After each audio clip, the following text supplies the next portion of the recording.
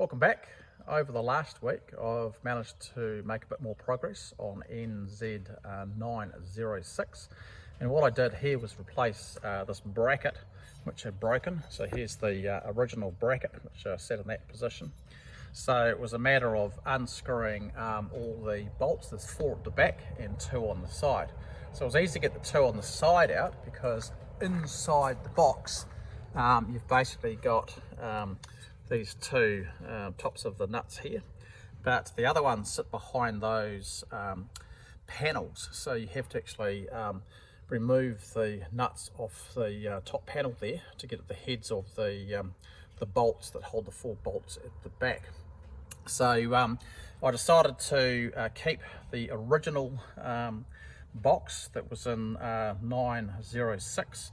The bottom was a bit bent, so I actually managed to straighten that out. And then once I had disconnected the back of it, the original bracket, I was able to remove that.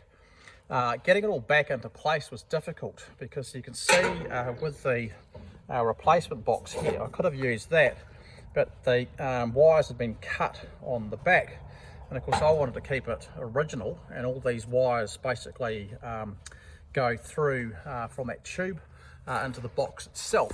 So to use the replacement box, I would have to disconnect all that wiring to put the new box in, and it was better to leave the original box, electrical box for the rear cockpit on NZ906 in place and just replace the bracket.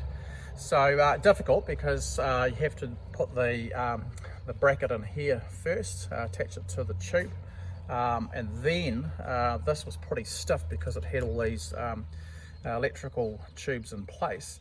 So I then had to manage to wrangle the box onto the 4 bolts at the back and then do it the side ones. So that's the rear cockpit electrical box back in with a replacement bracket.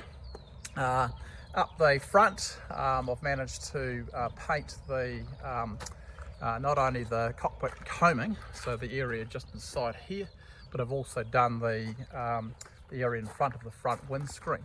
So at the front I managed to bog up the damage that was there, so I cut out all the cancer, the corroded aluminium, filled that with bog, and then basically smoothed it down and then sanded it to get a nice finish before painting it. Not perfect, but it is what it is. So it came up pretty well though, and so I've just put the windscreen back in on a temporary basis, and then once that's painted yellow, then it will be permanently mounted in with the necessary bolts. And then the other thing I've done down the front is you can see the bottom of the firewall. That was pretty mangled, and to be honest there was absolutely no way I was going to get that straightened and looking good. So I made the decision to actually cut off the mangled bottom and just took a line through from this point right through. Just used an angle grinder there after scribing in a nice straight line with a very long ruler, and got a pretty good finish on that. So that'll be tied down to the frame at some point in the future.